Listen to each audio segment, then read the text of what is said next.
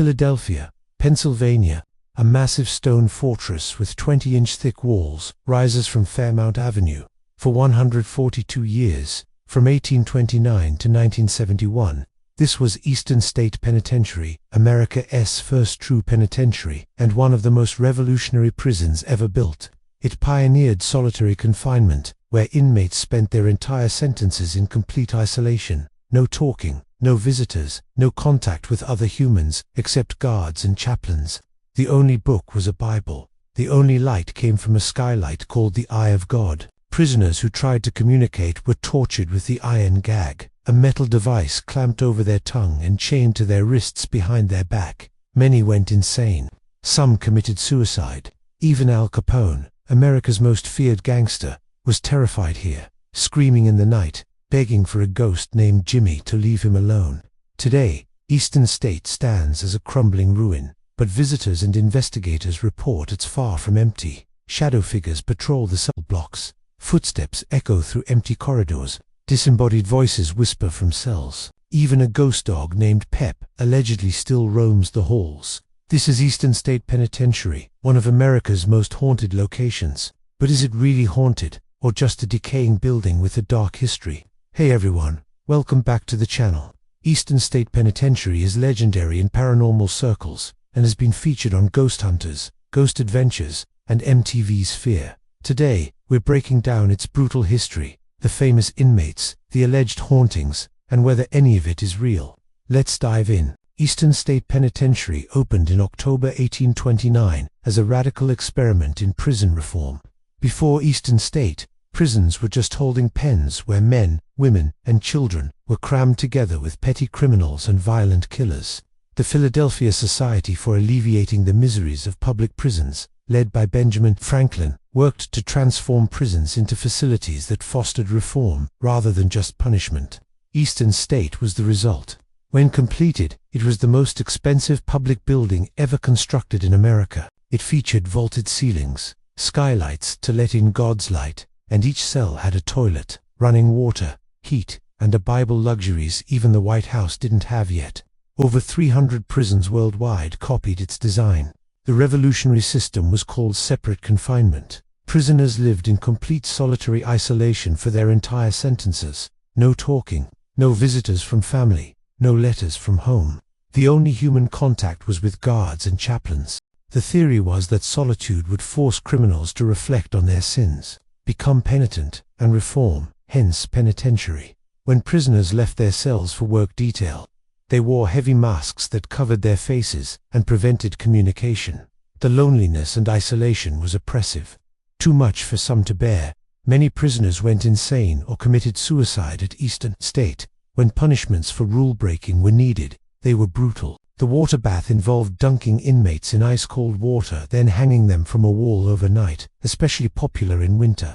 The mad chair strapped inmates so tightly they couldn't move for days. The iron gag was reserved for prisoners caught trying to communicate. Guards would bind the prisoners' hands behind their back, then clamp an iron gag over their tongue, attached by chains to the wrist shackles. Any movement of the hands would tear the tongue. Inmate Matthias Macumsey died from this punishment in 1833 after being caught talking to a neighbor. Eastern State's most famous prisoner was Al Capone, who spent 8 months there from 1929 to 1934 carrying a concealed weapon. Despite the prison's harsh reputation, Capone received special treatment. His cell on Cell Block 9, nicknamed Park Avenue, had fine furniture, an oriental rug, decorative lamps, a radio where he loved listening to Waltz's paintings on the walls, and even a smoking stand shaped like a butler. But luxury didn't protect Capone from terror. He claimed he was haunted by the ghost of James Clark, one of the victims of the St. Valentine's Day massacre. Capone would scream in the night, begging Jimmy to leave him alone. Other prisoners heard him having conversations with someone who wasn't there. The haunting followed Capone even after release. He hired a psychic to get rid of Clark's spirit, but it didn't work. Some say the ghost stayed with Capone until his death, ensuring vengeance was carried out. Another famous inmate was Willie Sutton, the gentleman bank robber sentenced to 25 to 50 years. On April 3, 1945, Sutton and 11 other convicts escaped through a tunnel nearly 100 feet long. He was recaptured the same day. And then there's Pep, the cat-murdering dog, a black Labrador, sentenced to life in August 1924, allegedly for killing Governor Gifford Pinchot's cat. In reality, Pep was a therapy dog, but he was given inmate number C2559 and a mugshot.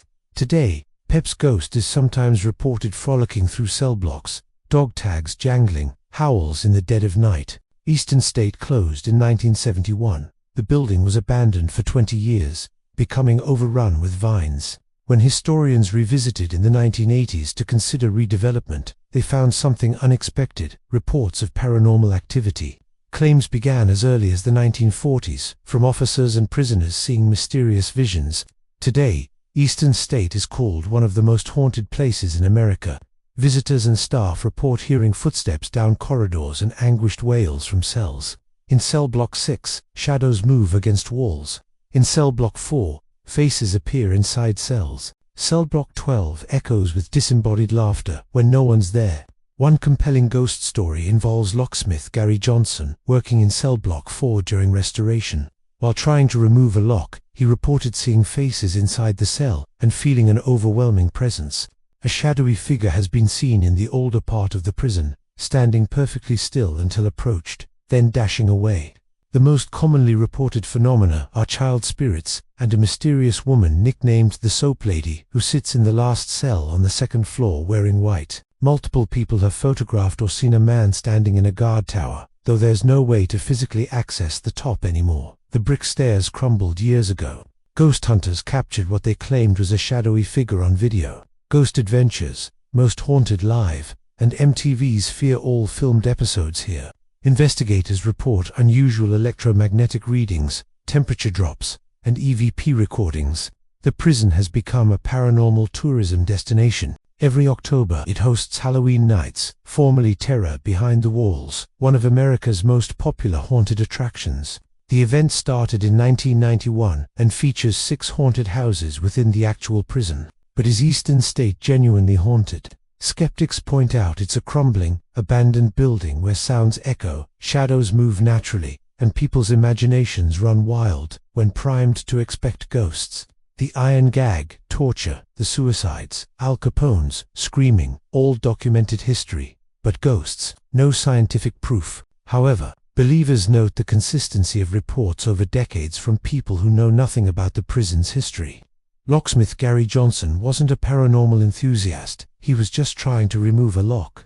Staff working there daily report phenomena. Multiple investigators with equipment document anomalies.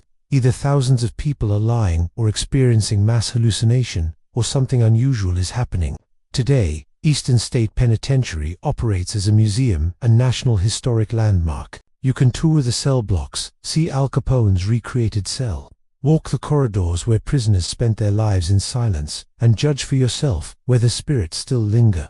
Whether haunted or not, Eastern State is undeniably haunting the weight of 142 years of suffering. Isolation and despair hangs heavy in those crumbling cells. So what do you think? Is Eastern State Penitentiary genuinely haunted by the spirits of tormented prisoners, or is it just an old building with creaky floors and a dark history? And would you spend the night there?